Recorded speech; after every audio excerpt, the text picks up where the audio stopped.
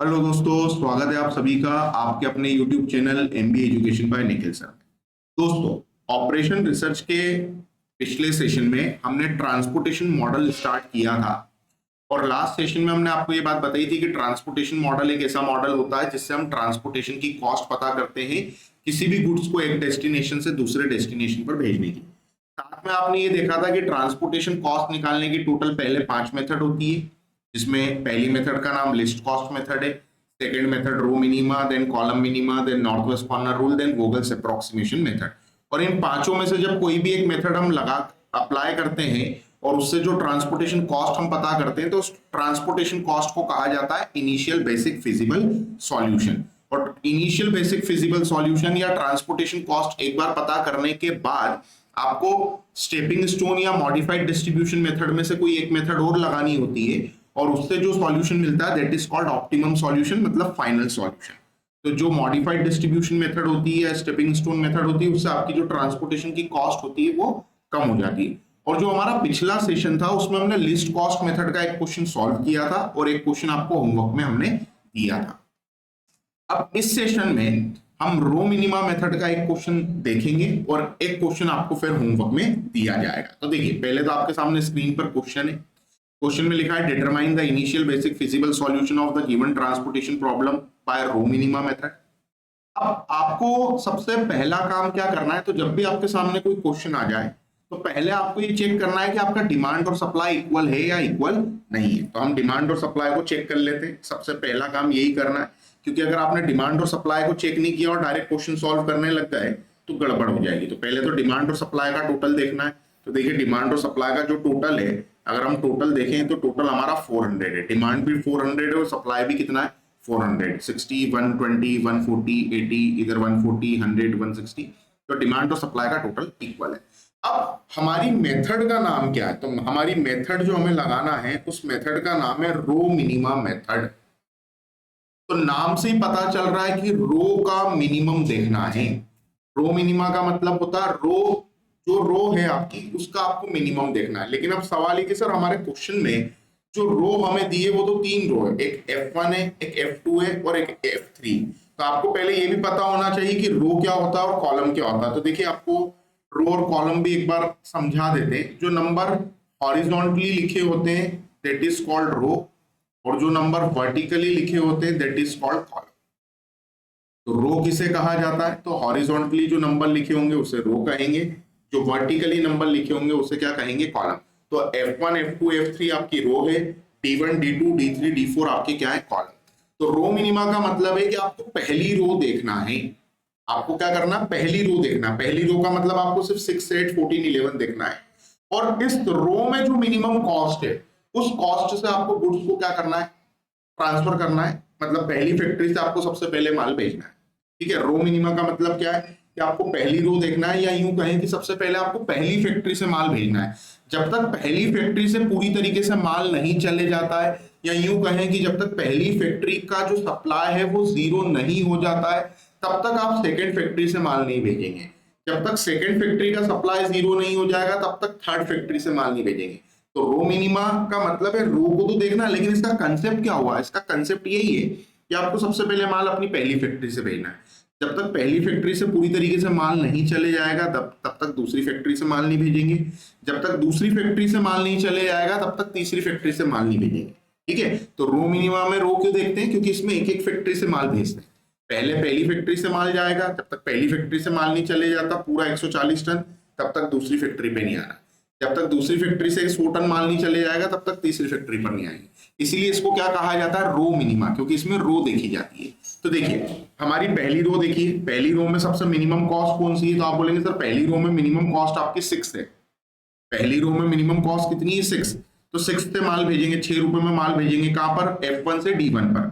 कितना भेज सकते हो, तो भेज सकते हैं 140। पर वहां पे स्पेस कितनी है, वहां पर स्पेस तो 60 की है। तो बताइए 140 आप भेज सकते हैं पर रखने की जगह जो है वो 60 टन की। तो क्या करोगे, 140 भेजोगे या 60 भेजोगे, तो आप बोलेंगे सर 60 भेजेंगे, विच एवर इज लेस, जो कम है वो लिखना है। ठीक है, जो कम है वो क्यों लिखना है, क्योंकि स्पेस आपकी 60 की है। अब अगर 140 टन आपने माल भेज दिया तो बाकी का 80 टन कहाँ रखोगे। ठीक है, तो जो कम है वो लिखा जाता है।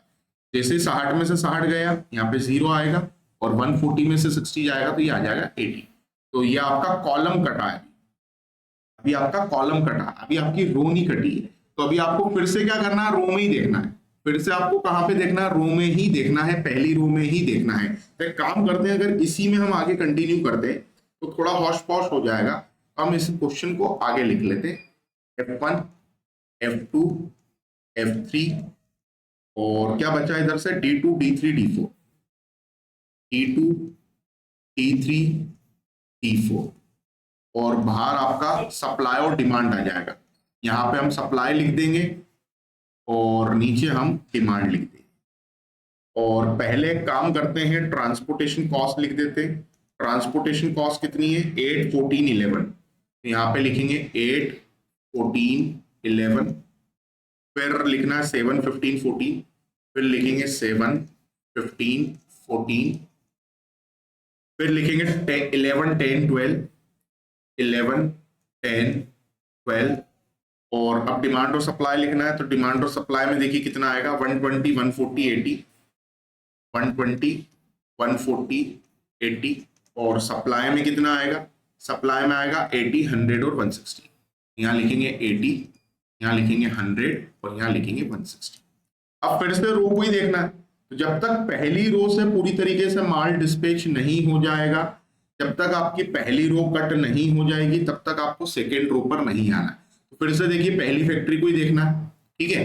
तो पहली फैक्ट्री या पहली रो में मिनिमम कॉस्ट कौन सी है, तो आप बोलेंगे सर 8 है। कितने रुपए है, 8 रुपए। 8 पे कितना, 80 या 120, विच एवर इज लेस। आपने बोला 80 लिखो। जैसे 80 लिखा, 80 में से 80 गया, 80 में से 80 गया 0, 120 में से 80 गया 40, ये 0 हो गया, इसको कट कर दो, इसको क्या कर दो, कट कर दो। अब रो कट गई, पहली रो कट गई। अब आपको सेकंड रो पर आना है, लेकिन सेकंड रो पर आने के लिए काम करते हैं, बचे हुए क्वेश्चन को फिर से लिख देते हैं। तो यहां पर मैं लिख देता हूं F2, यहां लिख देते हैं F3, ऊपर लिख देते हैं D2, D3, D4, ठीक है। और ट्रांसपोर्टेशन कॉस्ट और डिमांड और सप्लाई हमें लिखना है। तो डिमांड और सप्लाई में कितना आ जाएगा हमारा, 100 आएगा, और ये आएगा 160। ये क्या है, ये हमारा सप्लाई है। और डिमांड कितनी है, तो डिमांड में आएगा आपका 40 आएगा, 140 आएगा, और 80 आएगा। और ट्रांसपोर्टेशन कॉस्ट लिख देते हैं। ट्रांसपोर्टेशन कॉस्ट में 7, 15, 14, 11, 10 और 12, ये हमने लिख दिया।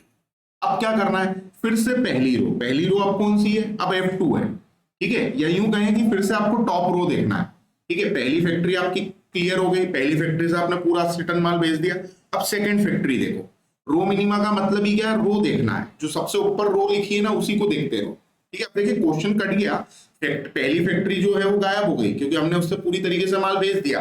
तो अब हमारी जो सेकेंड फैक्ट्री है, हम सिर्फ उसी को देखेंगे। जब तक सेकेंड फैक्ट्री से पूरी तरीके से माल नहीं चले जाएगा, तब तक तीसरी फैक्ट्री पे नहीं आना।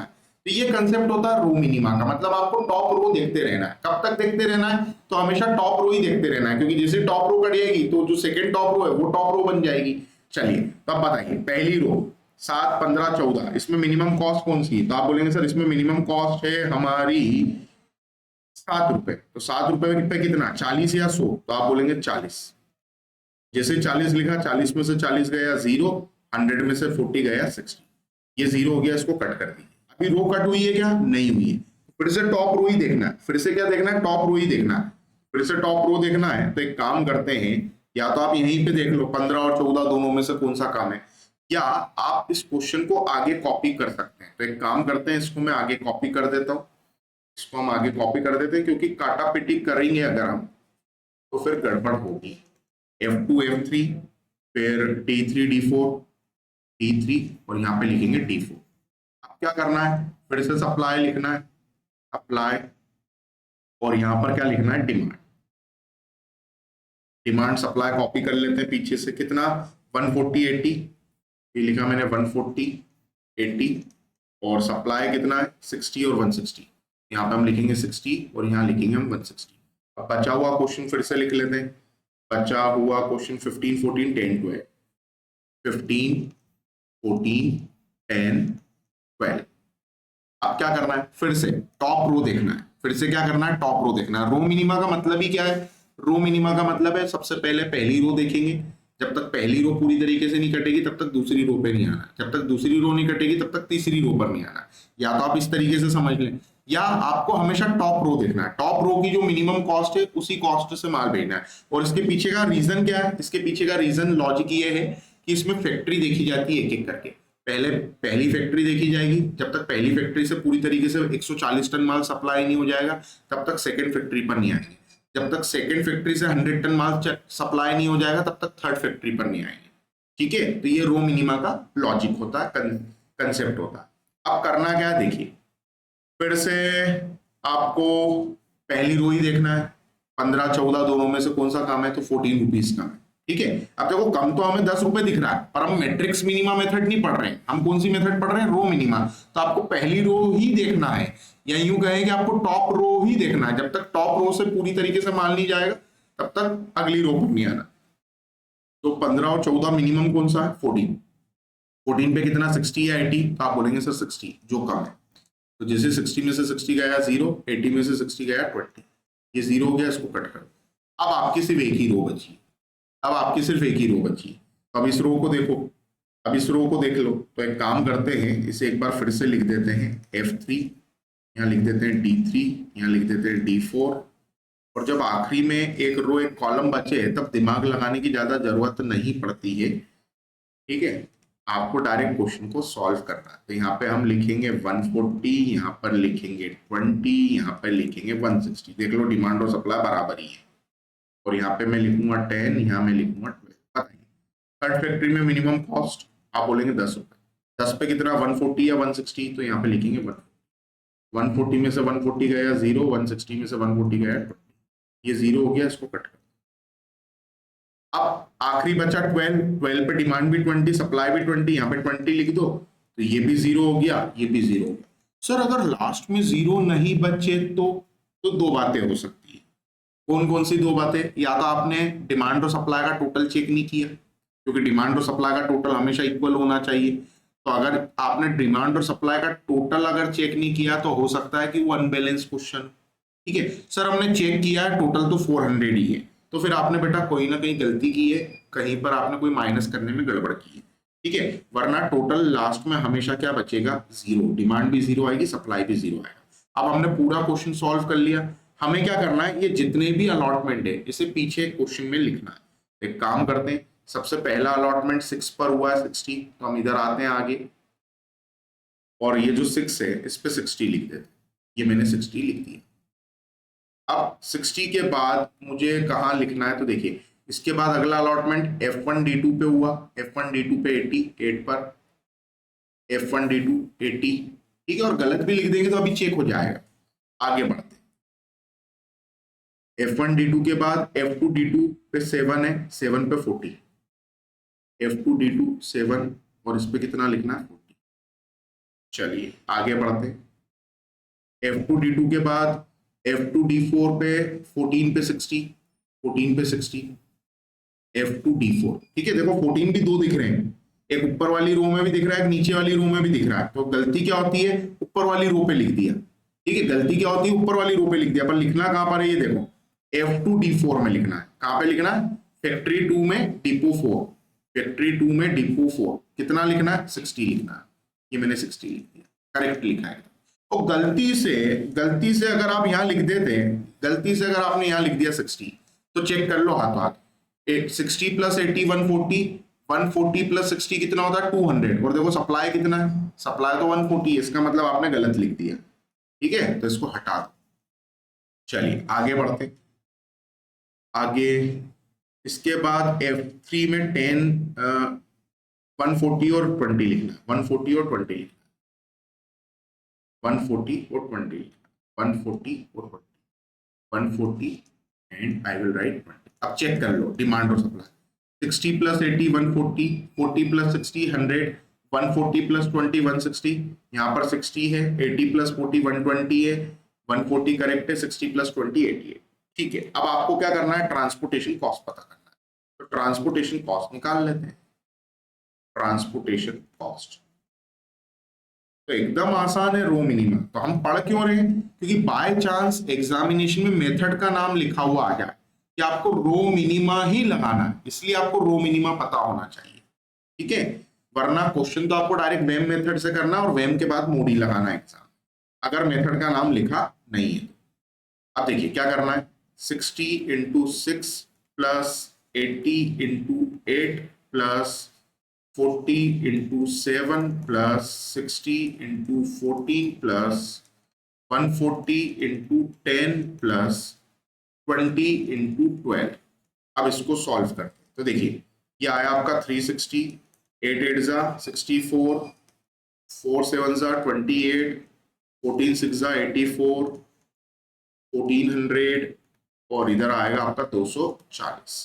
टोटल लगाओ तो देखो 360 और 640 जोड़ेंगे 1000 हो गया, 1000 और 1000 2000 हो गया, 2000 और 1400 3400 हो गया, 3400 में 200 जोड़ेंगे 3600 हो गया, 3760 हो गया, 3760। ये आ गई आपकी ट्रांसपोर्टेशन कॉस्ट। एक बार क्रॉस चेक कर लेते हैं, एक बार क्या कर लेते हैं, क्रॉस चेक कर लेते हैं।